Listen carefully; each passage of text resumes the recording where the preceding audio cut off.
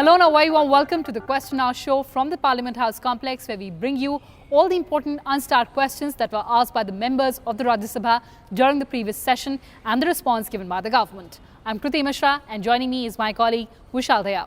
Well, thank you so much, Kriti. So let's take our viewers through these questions. And the first one is addressed to the Ministry of External Affairs, and this one has been asked by two members, MP Virendra Kumar and K. Ravindra Kumar. Both of them want to know from the government about the number of people living abroad who has been involved in financial irregularities with the banks, as well as those who are under criminal investigation, and all the details about them. The government in its response says that Ministry of External Affairs is not the original repository of the information that has been sought in the answer, and the same has been obtained from the primary investigating agencies like the CBI, the Directorate of Enforcement and the Directorate of Revenue Intelligence, or the DRI.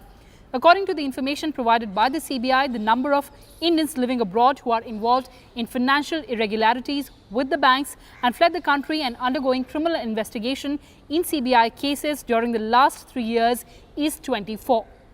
According to the Directorate of Enforcement, there are 28 individuals who are accused in criminal cases being investigated by the ED and who are either residing abroad or have left the country before investigation by the ED. According to the DRI, one Indian living abroad, that is Nirav Modi, is under criminal investigation by the DRI. The government further says that efforts are being made for securing presence of these accused in the country. According to the CBI, efforts are being made for securing presence of the accused in the country by way of issuance of extradition requests. During the last 3 years, extradition requests in respect of 5 accused persons have been issued, who are involved in financial irregularities with banks in CBI cases registered since 1st of January 2016 till 31st of May 2019.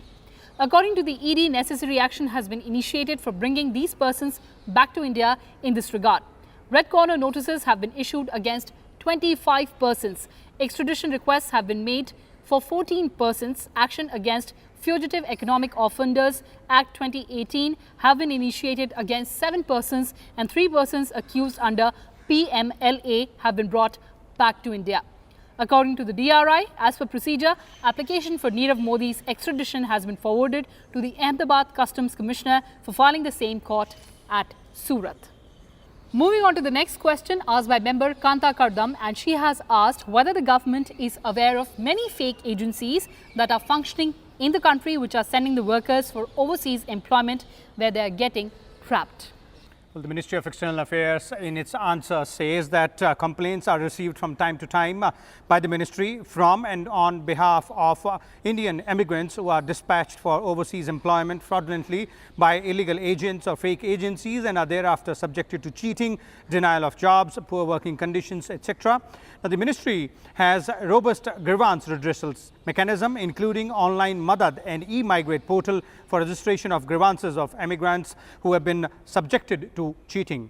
Also, on receipt of details of such illegal agents, the complaints are forwarded to the concerned state and union territory governments and police authorities, urging them to apprehend illegal agents and prosecute them, since law and order is a state subject. On receiving requests from the concerned state government and police authorities, prosecution sanctions are issued expeditiously by the Ministry of External Affairs, enabling them to initiate legal action against the accused illegal agents. Whenever required, such complaints are also referred to missions or posts abroad for urgent follow-up with local sponsors and governments and rendering all possible assistance to the aggrieved persons, providing relief and rescue. The next question is addressed to the Ministry of Agriculture and Farmers Welfare, and this one has been asked by member MV Rajiv Gowda, who wants to know from the government whether there are any specific criteria to select the agri-entrepreneurs mentioned in the budget for incentives and other support.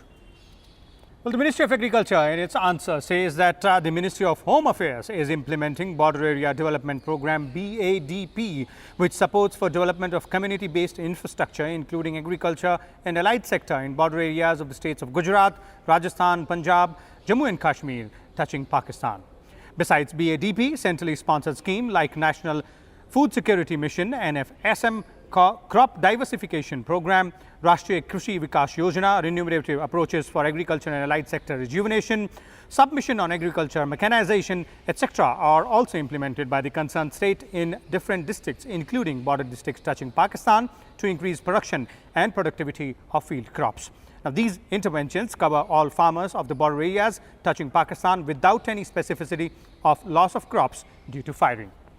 The next question is addressed to the Ministry of Jal Shakti, and this one has been asked by member Ambika Soni, who wants to know from the government whether the Punjab government has sought for upgradation of Punjab's water distribution infrastructure while calling for fresh river water tribunal to address the disputes with the neighbouring states. While the government has given a very detailed response here, and the government goes on to say that during 2016-17, 99 ongoing major or medium irrigation projects under Pradhan Mantri Krishi Sinchai Yojana Accelerated Irrigation Benefits Program, called the AIBP, having ultimate irrigation potential of 76.03 lakh hectares and balance estimated cost of 77,595 crore, component of 31,342 crore have been prioritized in consultation with states for completion phases up to December 2019, along with command area development and water management works. Under this scheme, two projects, namely Kandi Canal Extension Phase 2 project and rehabilitation of First Patiala Feeder and Kotla Branch project of Punjab, were included. These two projects have been completed as informed by concerned project authority. Further, new Memorandum of Understanding or MOU has been signed in October 2018 between Ministry of Water Resources, River Development and Ganga Rejuvenation, which is now known as the Jal Shakti Ministry, Rajasthan Government and Punjab Government, in order to provide central assistance of 620.42 crore and 205.758 crore for selected relining Rajasthan feeder canal. Also, the project proposal on extension, renovation and modernization of canals fed from River Satluj of Government of Punjab was accorded investment clearance by Planning Commission in February 2011. The Government of Punjab has informed in May 2019 that they have planned for revision of ERM of canals feed from River Satluj project. The next question has been asked by member Motilal Bora, and he has asked about the details of river linking project. Well, the Ministry of Jal Shakti has answered this question, and it says that a national perspective plan was prepared by the then Ministry of Irrigation, which is now Ministry of Jal Shakti, in August 1980 for water resources development through inter-basin transfer of water, for transferring water from water surplus basin to water deficit basins. Under the NPP, the National Water Development Agency, that is NWDA, has identified 30 links, 16 under peninsular component and 14 under Himalayan component for preparation of feasibility reports. Under the NPP, 4 priority links have been identified for preparation of detailed project reports under the peninsular river component, such as Ken-Betwa Link Project, KBLP, Daman-Ganga Pinjal Link Project, Par-Tapi Narmada Link Project and Godavari-Kaveri Link Project. Based on the concurrence of the concerned states, DPRs of KBLP, Daman-Ganga Pinjal Link Project and Par-Tapi Narmada Link Project have been completed and sent to the concerned states. As of now, no interlink project has been implemented under the NPP. The ministry further says that various statutory clearances, except Stage 2 forest clearance and clearances from Central Empowered Committee of Supreme Court, have been accorded for components under KBLP Phase 1. The clearances for the projects proposed under KBLP Phase 2 are in advanced stages. The comprehensive DPR of KBLP has been completed and circulated to Government of Uttar Pradesh and the Government of Madhya Pradesh. The last question in this segment is addressed to the Ministry of Atomic Energy, and this one has been asked by member Hishe Lachungpa, who wants to know from the government the number of nuclear reactors that have been installed and are under construction after the Indo-US nuclear deal. In the response, the government says that after the fructification of the International Cooperation on Nuclear Energy or Indo-US nuclear deal, which is commonly known, the work on 4 reactors with foreign cooperation, Kudankulam Nuclear Power Project, which is KKNPP 3 and 4 and KKNPP 5 and 6 at Kudankulam, Tamil Nadu, in cooperation with Russian Federation, has already commenced. So Vishal, that's all we had for our viewers in today's edition of Question Hour. We'll take a short break here, and after the break, our colleagues Arvind Singh and Preeti Singh will bring you some more questions in Hindi in Prashnakal. Stay tuned to Rajya Sabha Television.